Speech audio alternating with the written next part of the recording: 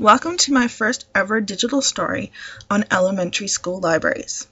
Today I would like to first answer the question, what was my specific research questions for the study? My specific research question was, how is digitalization affecting the use of school libraries in terms of fiction and reference materials? Next, I explored what were the factors in my own history and experiences that led me to become interested in this area of inquiry. What made me interested in this area was that I have recently graduated from State Polytechnic from their Library Technology Diploma program. What made me interested in this topic is I found out upon graduation that school librarians were going to be phased out in the next 15 years.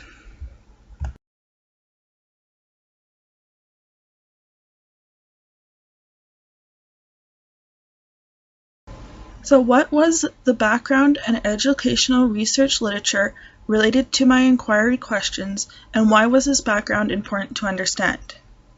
Well, in the books that I was reading for this topic, I noticed that there was less focus on materials for libraries, and that the focus is switching to be more on technology. Research context.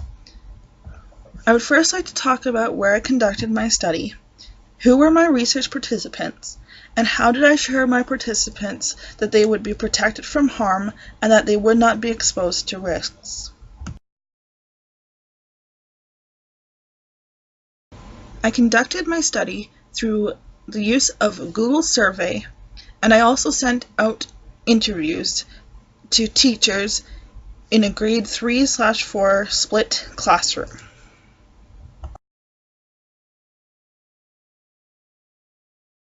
My research participants for the study were my peers in the Bachelor of Education program at MRU, to whom I sent out the Google Survey to. And for the interview, it was grade 3/4 teachers at a school here in Calgary where I recently finished my field placement for the semester.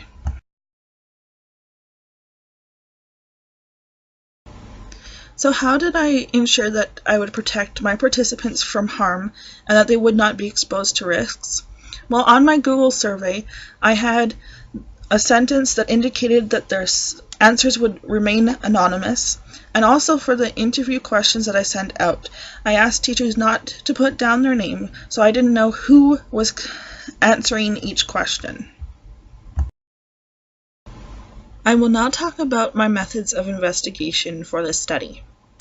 I'll first answer the question, what specific methods of data collection did I use, and how did I organize and analyze my data?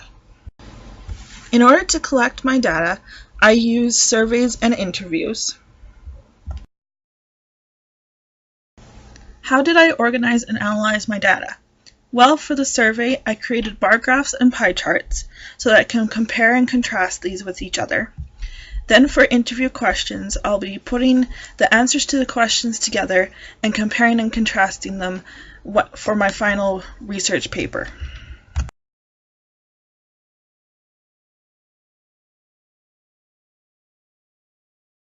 Findings. I will now answer the question, what are some of the key findings and/or themes from my study?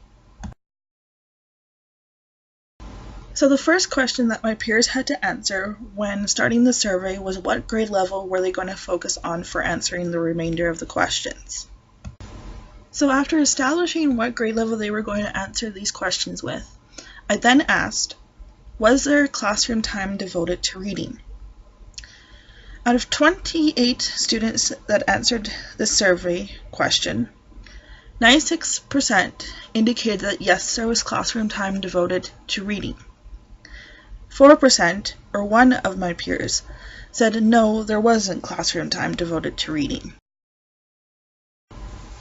Next, I asked, if free time was given in the classroom, what did the children usually choose to do?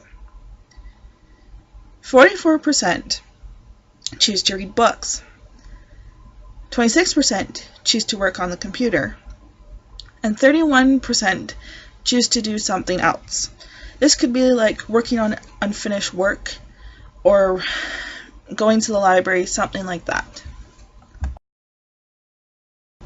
So then I was curious to know what types of materials did the students borrow from their school library on a regular basis. Specifically, I was looking for reference materials such as nonfiction or encyclopedias, or fiction materials such as novels and picture books. So 82% of my peers suggested that fiction materials are usually the most common thing to be borrowed, when reference materials only get borrowed about 18% of the time. How many computers and or iPads were there in the classroom? So this was the next question I asked, as I wanted to find out if there was iPads for each student or if there was just a certain number in each classroom. As you can see from this pie chart, most classrooms have 1, 2, 3 computers in a student's classroom. But there is a few classrooms that have a laptop or iPad or some other sort of computer for each student to use on a regular basis. So I wanted to find out if there was a correlation between the size of the library and the number of computers that students have access to in a classroom. So I asked my peers to provide me with information about the relative size of the school library that they had just seen in their field placement experience. So for a small library, I said 1/4 of a classroom. A medium-sized library would be about 1/2 a classroom, and a large classroom would be a classroom size or larger. So as you can see from this chart, a lot of my peers answered that they saw the library as being a large classroom size or bigger space. So as I wanted to see if students still do research at school and would need obviously reference materials for their studies, I asked the question, at your field placement, did you see children doing research? And surprisingly, 20 students who answered the survey said, yes, I did see students doing research in the classroom, while only 7 indicated that no, they hadn't seen students doing research during their field placement. So next I asked, where did the students do their research in the elementary school? Surprisingly, 61% do it in the classroom, while 26% go to the library, and yet another 13% choose to do it in another space, such as a learning commons or some other type of setting that they feel comfortable working in. As librarians are being phased out of school libraries, I was curious to know where students obtained their reference materials from for the projects. 26% use classroom books, 18% use library books from their school library, 15% use teacher personal resources, 23% do online searches in the classroom, 13% do online searches in the library, and 5% get their resources from somewhere else, like the public library, or maybe they have reference materials at home. Conclusions and recommendations.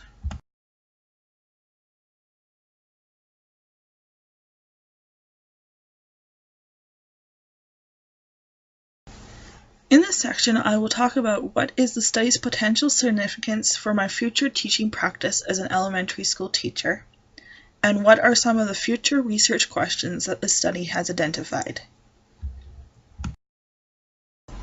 The potential significance for my future teaching practice as an elementary school teacher is that I will be responsible for finding reference materials for projects for my students to use. I'll be responsible for educating students on how to research to find scholarly articles for their projects.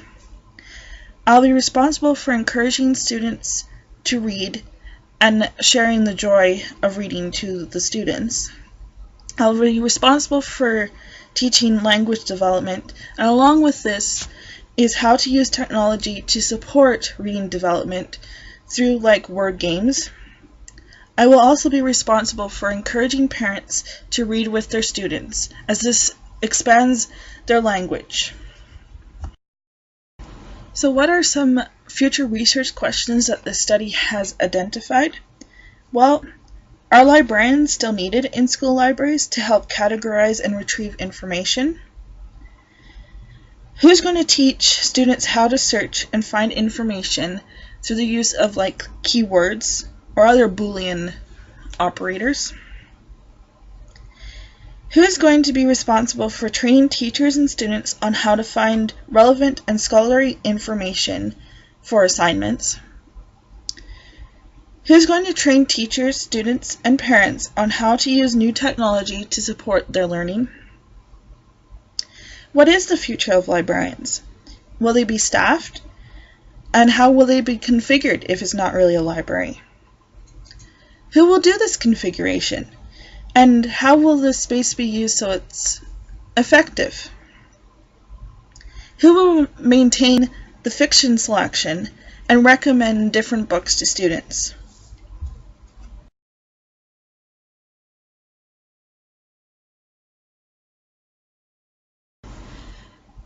Thank you for watching this digital story on elementary school libraries.